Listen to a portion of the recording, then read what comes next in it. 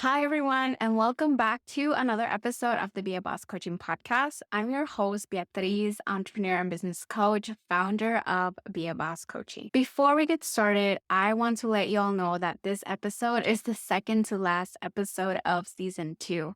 It's been so interesting to try out 2 episodes a week, and you know what? I'm glad I tried it. I experienced it and realized that at my capacity right now, it is challenging to release 2 episodes a week. So I have no regrets. We'll see if I'm able to bring 2 episodes a week sometime again in the future. But for now, we'll most likely revert to once a week episodes. So we have one more for this season that will be the wrap of season 2.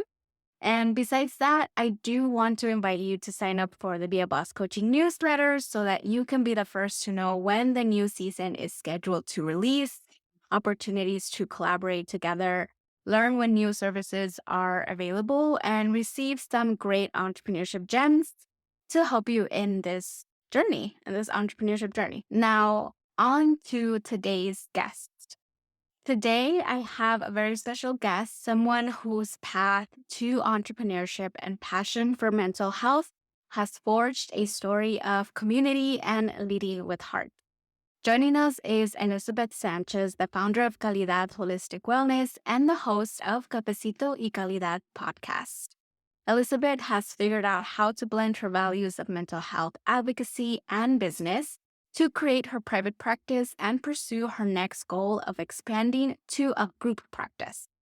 Since launching her practice in 2019 and embarking on a rebranding journey last year, Elizabeth has been inspiration for many aspiring entrepreneurs, especially within the BIPOC community. And today we're diving deep into her story. From her roots as the eldest daughter of immigrant parents to becoming a licensed marriage and family therapist, ultimately an entrepreneur, merging the worlds of mental health and business with Calidad. So gear up for another wonderful episode and enjoy the show. Welcome to the Be a Boss Coaching Podcast, a leading podcast where we redefine entrepreneurship through the entrepreneurship journeys of women of color, BIPOC, and queer entrepreneurs.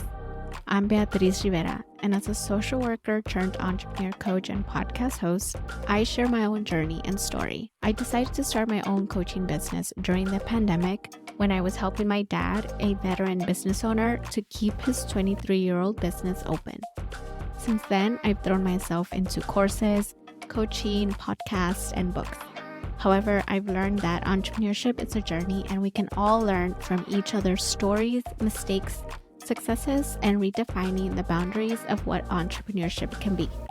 Subscribe to get new episodes every Monday and Friday on Apple Podcasts, Spotify, YouTube, or wherever you listen to podcasts. All right, everybody, welcome to another episode of the Be a Boss Coaching Podcast. I am really excited to welcome today someone that I met recently and who I have been so grateful to be in community with and to have gotten to know. And I'm so excited to get to know her today even more. And I want to introduce Liz. Thank you, Liz, so much for coming on. Can you let us know your name and the name of your business? Yes. Well, thank you so much for having me, first of all. I'm a big fan of your podcast and I just love Oh, what you're doing. I am big on entrepreneurship. So thank you so much for having me. So, yes, my name is Elizabeth Sanchez, but you can call me Liz. And I am the founder of Calidad Holistic Wellness and Therapy and the host of Cafecito y Calidad podcast. My private practice is located in Whittier, California. And I have been in practice since 2019, but last year was my first year that I rebranded and decided to take this private practice journey on my own without any partnerships. nice. Well, I'd love to get into that just because I think the idea of starting a private practice is something that a lot of people have questions about. And I have seen it in a lot of the social workers and people who are in the mental health field. I think that that's a process that a lot of people have questions about. And so I'm curious, and I'm sure we'll get into it. But before we do, I'd like to start with how you got into the mental health field and Mhm. what brought you to become a licensed marriage and family therapist. Yes. So, funny story. I am the eldest daughter of immigrant parents. I identify as Mexican American. Both my parents are from Mexico. And growing up, my parents' dream was for me to become a doctor, a lawyer, some sort of um, somebody that made money. Because according to my father, mental health, you can't make money. So I always had this idea of like, this is kind of the expectations of my family, right? Mostly my father. My mom was more open, but I was in high school. And when I was in high school, I actually wanted to work with kids. I don't do that now. I specialize in working with adults, but I was introduced to like child development. And I personally have history with being in therapy as a child. And then, kind of in different phases of my life, I've always turned to therapy. So, but in high school, I really remember, when you're taking the AVID class or you're kind of asked by your guidance counselor, what direction do you want to go? And I was really drawn to being a child psychologist or therapist of some sort. And so I went to and got my bachelor's in psychology at University of Laverne, and I absolutely loved it. I was around a lot of like-minded folks who were passionate about mental health, who where I was able to get a lot of great mentors. So I was like, well, I don't think my journey stops here. So I decided to pursue a master's in marriage and family therapist at Laverne as well. I just really loved their mission statement around being really culturally diverse. And I'm all about that. I think that that's translated in the work that I do now as a therapist is I love diversity, love to be very culturally competent with working with my clients. It's still, I think it's a learning process, but I feel like University of Laverne was something that was something they taught and they was a strong focus. So I went to Laverne. I did a lot of internships during that time, worked with children, worked with families, couples, you name it. And for those of you who don't know, being a licensed therapist requires 3,000 hours before you can even sit down. I'm sure you know this, Beatriz. 3,000 hours. So along those lines, like I really had a chance to figure out where my niche was. I've always had my feet in private practice. Once I graduated, I knew that that was something I really wanted to do. Like, I love the business. My parents are both entrepreneurs. So I was always exposed to business, but I also loved mental health. So I was like, what better way than to merge the two than private practice? So I always did group practice as well as whether it was a hospital setting or community mental health. I always did a little bit of both. So when I became licensed, I knew a little bit of my niche already. I knew where I really wanted to do, and that was actually work with adults. I love working with women. I love working with moms, entrepreneurs, working professionals, especially within the BIPOC community. So then I decided in 2019 to open my own practice with a colleague. And we did this for a couple years. And then last year was the first year that I decided to take it on my own, rebrand, and I opened up Calidad Holistic Wellness. Awesome. Calidad Holistic Wellness. And I'm wondering, is that the rebrand that came out of this rebrand, like Calidad Holistic Wellness? Okay. It is. Yes, it's actually the name was inspired by my father-in-law. So my father-in-law, he immigrated from El Salvador. My husband's Okay. Salvadorian, and he was also an entrepreneur and in the carpet business. And one of the things as I talked to my husband was as I was trying to figure out a name, I'm like, what am I going to name my business now that I'm on my own? And my husband talked about his dad's carpet business and his journey as an entrepreneur. And he talked about, like, he said, todo hecho con calidad, everything done with Mhm. quality. And I feel like that really represents my business. I love to Mhm. give my community the best services, the best of me, and I like them to feel like they're taken care of, and I'm like, "Well, there we go." Like, and I Yeah. treat the client holistically as well, so, like, I merged those 2, and here we are today. Amazing. And I'm curious how, because there's a unique component to Calidad Holistic Wellness, which is the cafecito component. Oh, yes. Yes. And so, could you talk a little bit about how you came up with the idea of bringing in the component of cafecito into your brand and into Calidad Holistic Wellness? I love this question, Beatriz. I get this asked a lot, so there's a couple components to it. So I always talk about as therapists, I think we are the biggest chismosas in like the best way possible, right? And so as I grew, I was raised by my grandmother. My grandmother lived with us when I was little. And one of the things that I always remember was my grandmother and I drinking cafecito in the morning. And she would talk to me about her life story, what she had going on. And so I really much associate that with her. I feel like she was one of the first, besides my parents, first entrepreneurs. She grew up in Mexico and immigrated to the States. And I feel like she was also a healer. She didn't really have an education, but when she was in Mexico, she actually worked as some sort of nurse, and always worked with the hardest cases from what she told me. She always liked to challenge. And as a therapist now, I like working with clients with complex trauma who are really struggling. I always associate the coffee with time I spent with her, the smell, the taste, and I just feel like it's such a comforting way, right? We see this in our Latin community where we drink our coffee with our friends or with our family. It brings us together and we end up having a lot of quality conversations and all through coffee. Coffee is also one of the things that has gotten me through many things of my life. It's very grounding to me. I'm a mother, so I drink lots of coffee. I'm an entrepreneur. I drink lots of coffee.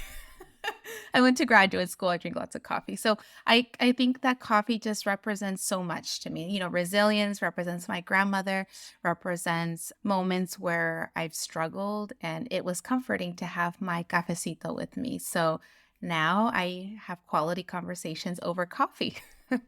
Yeah, yeah, I love that so much. And I think when it comes to coffee, like you're right, it has so many different elements to it. It's not Yeah. just waking up and having your body Yes. wake up, but there's a ritual. There's so much ritual that can happen around coffee, cafecito. Mhm. And one of the things as you were talking about the cafecito, during my time too, I think with coffee, Beatriz, I noticed one of the things that I do on my podcast is I highlight Latin-owned coffee shops.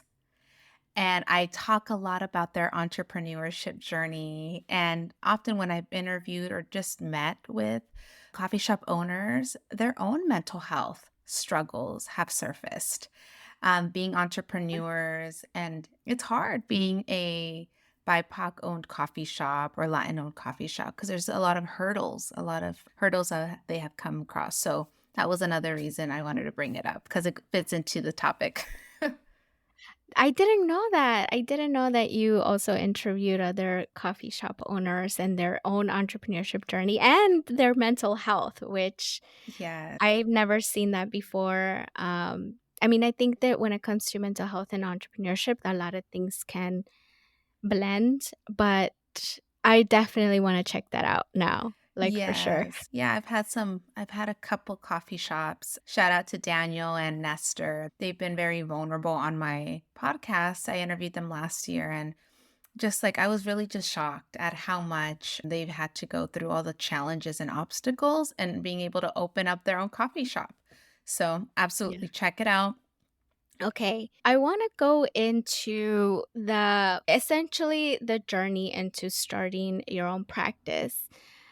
What are some things that as you started to build it, as you started to see this as your business, because when it comes to your work, like you're a clinician, right? Like Mhm. you're a mental health professional, and now you're also an entrepreneur. Yeah. So, what are some challenges or unexpected challenges that you have come across as you started to work for yourself? So I think Yeah. that this is the reason I love this question is I'm currently in the beginning stages of expanding and opening up my own group practice. For Mm. those of you who don't know what that means, it means that I would like to hire on clinicians so that they can work alongside me, whether it's an associate who's still gathering hours or a licensed therapist who's already, licensed and would need some support in learning the entrepreneurship journey.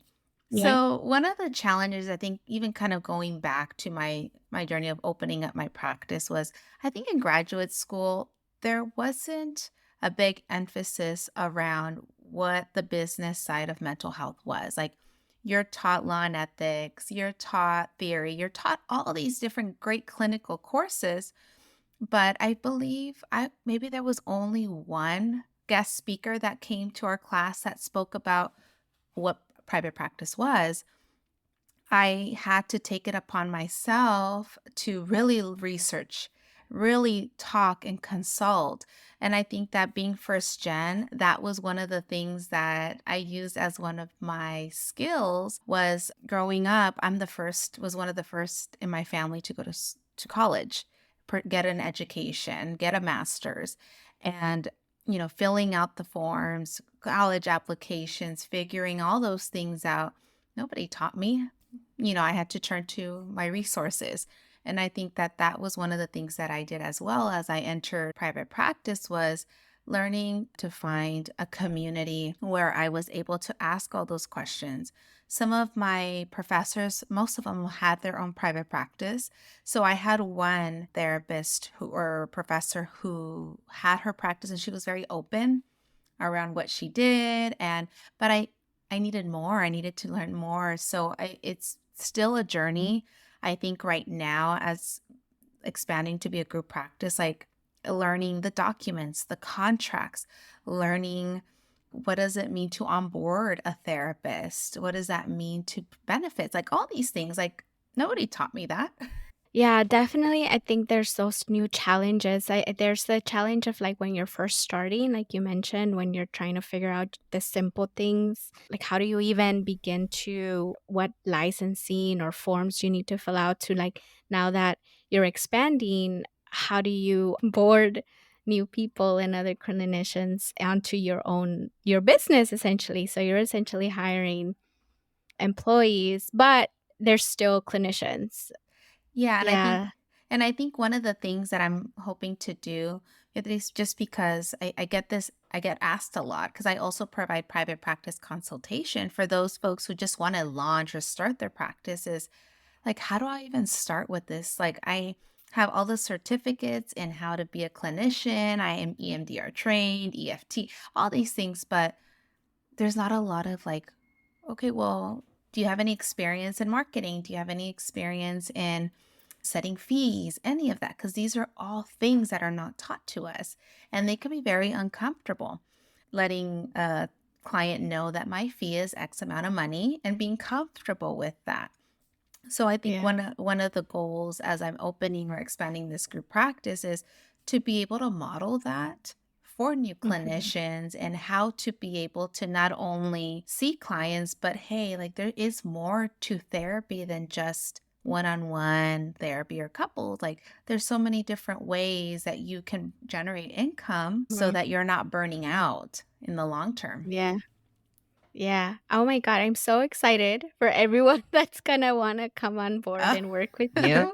thank And you. anybody else who is thinking about this, you now have literally a resource that you can go to who has the experience and who is in wants to show you the way in terms of wanting to start your own private practice because there's so many nuances. I think there's, yes, of course you have to be licensed and you have to have the hours, right? But there's also registering with the state, what state you Yeah. live in, and like you said, thinking about the fees and thinking about, I'm even thinking about how do you even choose whether you want to take insurance or not? Yes. All these questions that pop up that I think you don't think about until you're in the thick of it. And sometimes you realize you need so much support. So I am beyond excited that you're doing this and that you're Mm. providing this sort of guidance and support. I think it is so needed, um, for a lot of people who want to go that route.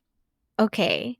So I do want to go a little bit into some of your specific activities that you've done around your business, because Mm. you have your podcast and you have so many incredible ways that you reach out to your community.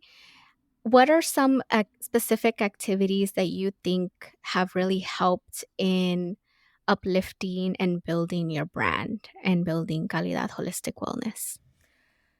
So I work with amazing folks that help me behind the scenes too. So I think that my community has been a big part of my growth.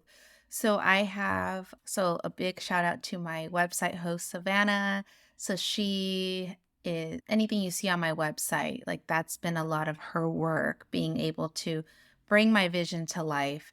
And then Kai, who does a lot of the creative side with regards to the podcast.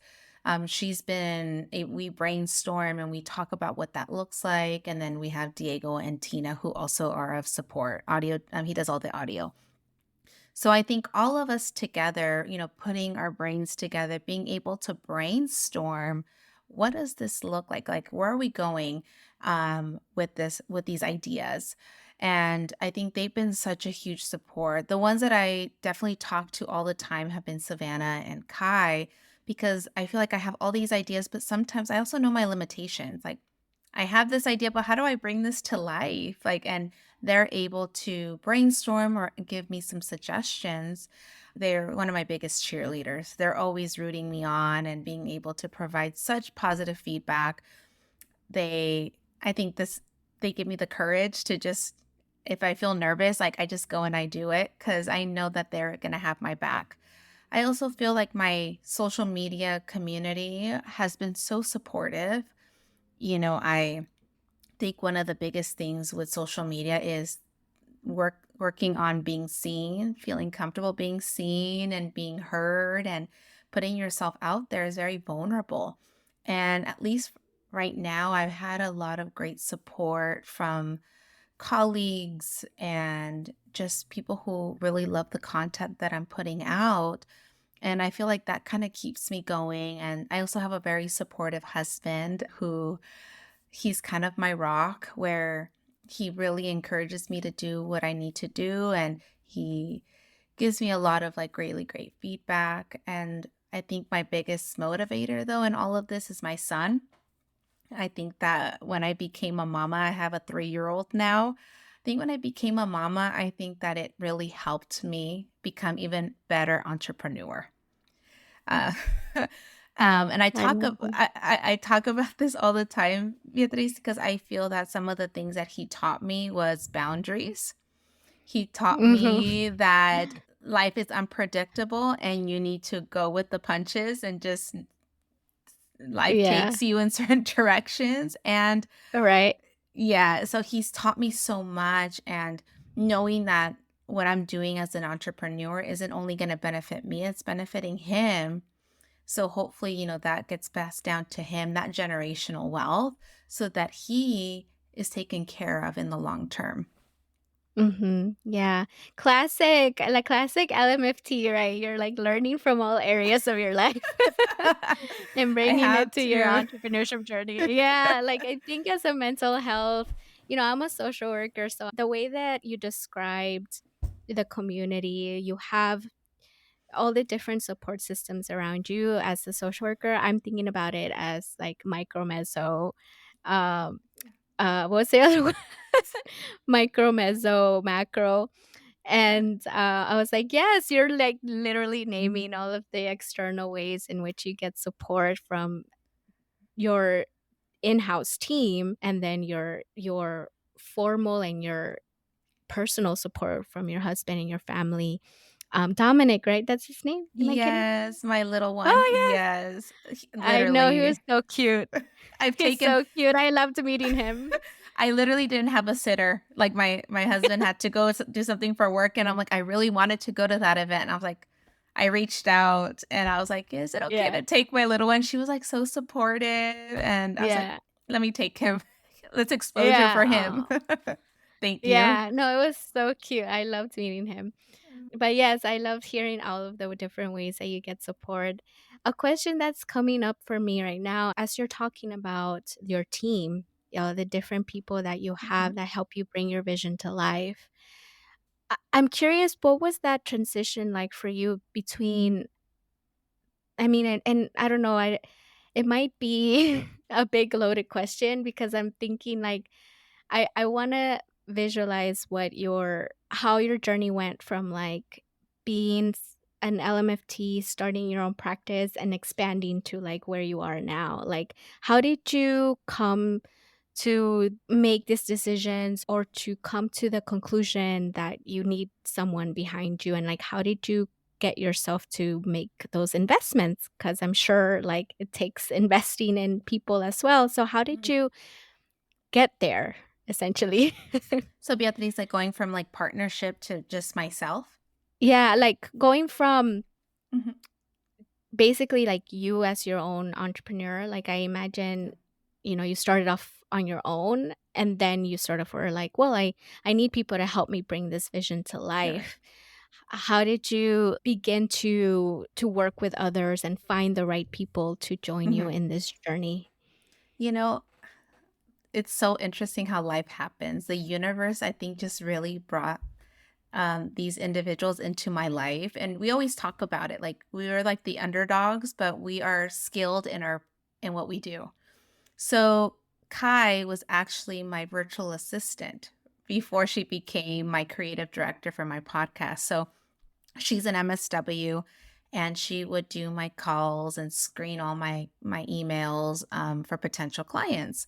And I saw something in her. Like, she's very creative, and this was when I was still in partnership. So when I expanded and became my own, I had this idea. I was like, you know what? Like, let me run it by Kai. And so Kai was like, well, why don't you start a podcast? You want to reach a larger audience. And I know that she had some minor experience in it, but she's always kind of been in the social media world. So I was like, you know what? Are you open to taking this project on with me? Can we figure this out together? And she was super open. She's super talented, helped me and guided me because I didn't have any experience before this. And so she was able to guide me and support me. And we brainstormed together. And I was like, you know what? You're no longer my assistant. Like, I think you're now like the creative director of Cafecito y Calidad. Like, you take the wheel on this. And so she's been helping me since. And I think Savannah, I had known her for many years. And so I needed a new website, right? So I knew her mother and we worked out together, Beatriz, like for like years ago. And I asked her mom, I was like, hey, do you know of anybody? And she brought up Savannah, and my goodness, is she talented. And she's like, yeah, we sat down and we talked about it. And originally she was just going to do my website. And there was like something I saw in her. I was like, I'm wondering, could you stay on and can you continue to help and support me and my brand? And she was super on board with it, and she was on her own journey of entrepreneurship. And Diego, which is my audio, I met my husband's sister introduced me to him, and he's just like, audio is his thing. And Tina works with Kai. So we all kind of came together. And I think what's been neat about our journey is that we're all young working professionals. We're all on the same place. Like, we're just trying to figure it out, and we're figuring it out together. I think that that's one of the beauties of working as a team, is that we're able to be vulnerable with each other and say like, "Hey, I'm stuck here. I don't know what I'm doing, but I know how to do this really well." So I think that we've seen each other kind of grow in our own entrepreneurship journeys. So good. Yeah, you're giving me inspiration in terms of thinking about my next move. I think what Yeah. I'm getting from talking to you is that you really trust in people Mm, and bringing your vision to life. mm, And sometimes I think there are moments in our entrepreneurship journey where we are afraid to let go of that control and we want to do it all ourselves. And yes. so we want to do our website ourselves. We want to do the like that's where I am. If I'm completely being transparent, I'm like I do podcasting by myself. I do the website on my own. So I like you could hire me to do your website. I probably know how to do it if you use WordPress. Uh-huh. But I like that, you're like, "I need help," because you're still at the end of the day a mental health professional. Like, you're still like, that's where your work is. That's your genius. And so I love that you are like, "Well, I need to find people to take on all these other Yeah. things that I'm sure are their zone of genius." And I like that you just like go for it, that you're like, "Hey, do you want to come on board and help me, keep helping me?" I'm wondering, how does that work? Is it that you just did you ask for them to be on this journey with you as a pro bono, or is it something more, "I'll figure it out along the way"? Like, how did you make that Mhm. decision? No, yeah. So they were all paid at one point. Like Savannah, she Yeah. did her my website, and I think what it is that I saw something in each of them, and I think that and I don't know if I saw versions of myself in them, that there was this drive in them, and because they also trust me like a lot, and I Yeah. I know that they turn to me a lot for guidance, and I just saw there was something with them, like they're amazing at their niche, but we're all Yeah. kind of, and they turn to me for the entrepreneurship, like, Elizabeth, I need help with the Yeah. entrepreneurship part, but I'm like, can I do a website? No way. I don't know where to Yes. even start with that. So Yeah. I think that going back to that, I think it's that I was very open and transparent. Like, I really can't do this. This is where I'm at in my own entrepreneurship and business journey. Do you want to grow alongside me? Hmm. I'm Yeah. willing to support you and your growth if you're willing to help me and support me. And um, we've had our ups and downs, and we've been able to work through those together. We've cried together, we've laughed, we've celebrated, but I think it was going back to the beginning part of it. I think I just saw something, and I think it's that leader part of me where these are folks that are just so talented. I think that Mhm. the people that I love is Beyonce. And Beyonce, in one of her interviews, she talked about, I think it was her Renaissance, one of her tours. And she talked about that she chose the underdogs. She chose the folks that Mhm. nobody saw, or nobody really wanted to invest time in them, but they were extremely talented. And that she's like, that's my team. Mhm. And I feel like that's who I am, is I invest in people who are loyal to me and who are willing to put in the work and who are talented, and I think that they see that I'm invested in them. Yeah. Oh, thank you so much. That is just such great insight, because I think sometimes there's this idea that some entrepreneurship is figuring it out. Like, you have to figure it out, and sometimes it's there you take this individualistic road of trying to figure it out on your own. And you're like, "Okay, well, I'm gonna," at least in my experience, it I learned how to podcast, and I learned how to do a website, and I learned how to do an email list, and I'm like, "Yeah, those are very technical things." But there's something about seeing the leadership and seeing the potential in others that can help you grow, which is a very, very a skill that can take you a long way, like you said. And I love Beyonce too, by the way. Like, I love her. she's an icon. I love her so much. Yeah. And yes, I think I remember, I don't know if it was this last movie that she made with Renaissance with her tour, or was it Homecoming? But Mhm, I mhm. know that she like has said it in one of those two, where she wanted the underdogs. Yeah. That takes me into this question around skills. Mm. What skills do you believe is needed for an entrepreneur to thrive and to make things happen? Okay, so one of the ones that I'm still learning to do is boundaries. Like, I literally have a Post-it right on my desktop right now that says boundaries, healthy relationships, respect, because I strongly believe it. And once again, I learned it from my son. Like, in order Mhm. for me to be able to balance or try to navigate, I don't use the word balance anymore, but navigate is having Yeah. boundaries, clear and concise boundaries, especially if you're working with other folks, other entrepreneurships as you're collaborating. I feel like having really healthy boundaries, being open to communicating your needs, I think is an Mhm. extreme one. Like being able to know your boundaries so that you can vocalize those to anybody you're wanting to work with, because it's easy to work with somebody. However, we all have different backgrounds. So being able to be very upfront and, this is where my mental health experience comes through, and being able to identify clearly what you're expecting.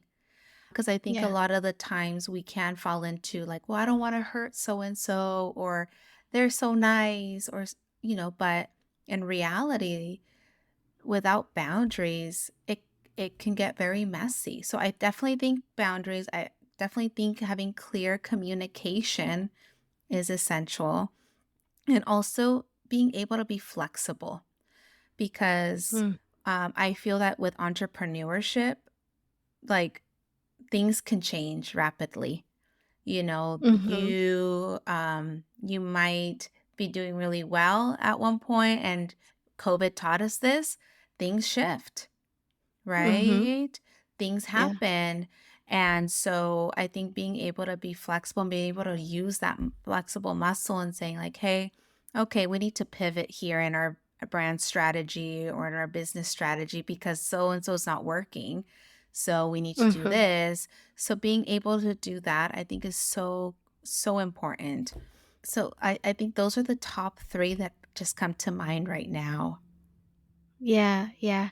And they're all great. And there's so many skills I think So that many. you can cultivate and learn as you become an entrepreneur.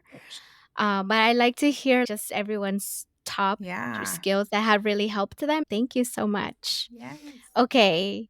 So before we wrap up, Yeah. I'd like to I'd like to get to know a fun side of you. Okay. Uh, what is a song or artist that gives you life and that just like motivates you? That just helps you keep going and you can turn that artist or song on and you're like, I'm badass. Yes. So I know I mentioned Beyonce, but I Yeah. just saw Yeah. oops, sorry. I just saw him. Yeah. I just saw him. Bad Bunny. Oh Oh, my goodness. yeah. He's one of my protector or wiser figures. The reason I love him so much is because hace lo que le da la gana. Like really. Yeah. And I feel Yeah. like I've really channeled that whenever I'm scared to do something. I'm always like, what would he say? Just Uh-huh. he Yeah. really just does it, and anytime I Yeah. put his music on, it just brings me light, like, I feel so energized and just feel like I can do whatever whatever I wanna do. That's amazing. I love Bad Bunny too. We have very similar musical inspirations. I love it. Oh. Beyonce, Bad Bunny, yeah. Oh, with a B too, by the way. It's so interesting. Yes. Yeah, Bad Bunny. Okay, and, okay, when you're not doing any clinical work or running your Mhm. business, what do we usually find you doing? So, a couple things. So I love to hike. So one of the things I've been trying to do more of is being outdoors and hiking. I am part of like a weightlifting gym, so I do that as well, just kind of to let some of that energy out. I recently picked up. I just like to be very active. I've been an athlete since I was in high school, so I Yeah. love to be outdoors. So I picked up roller skating again, so I just go and I roller skate outside, or I've gone indoors to indoor spots.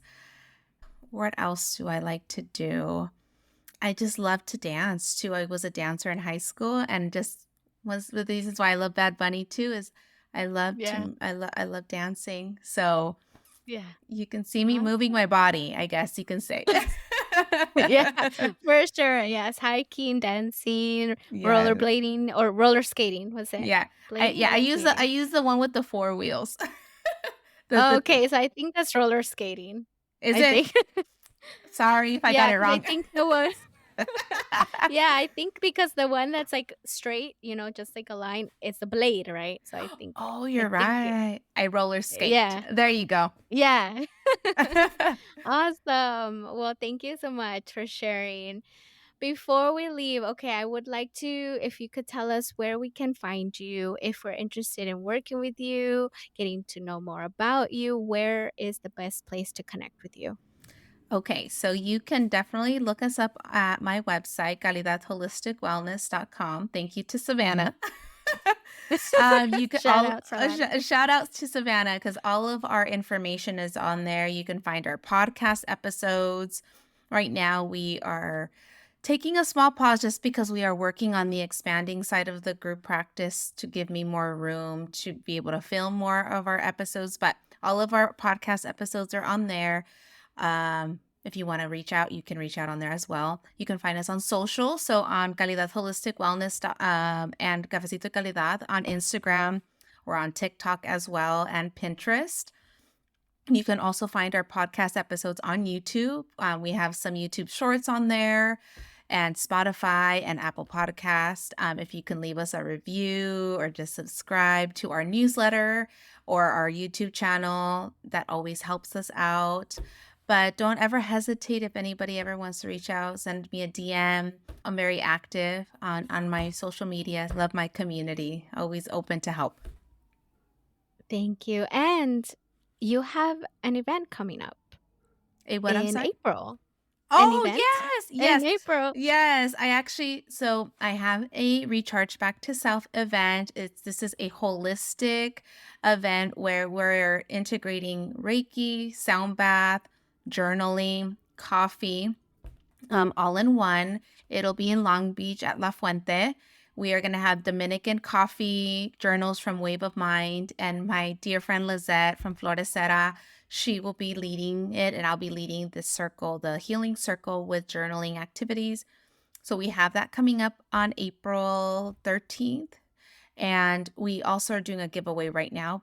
We also have an event. We'll start promoting it for Mother's Day. It's going to be called Canvases and Conversations for Mother's Day.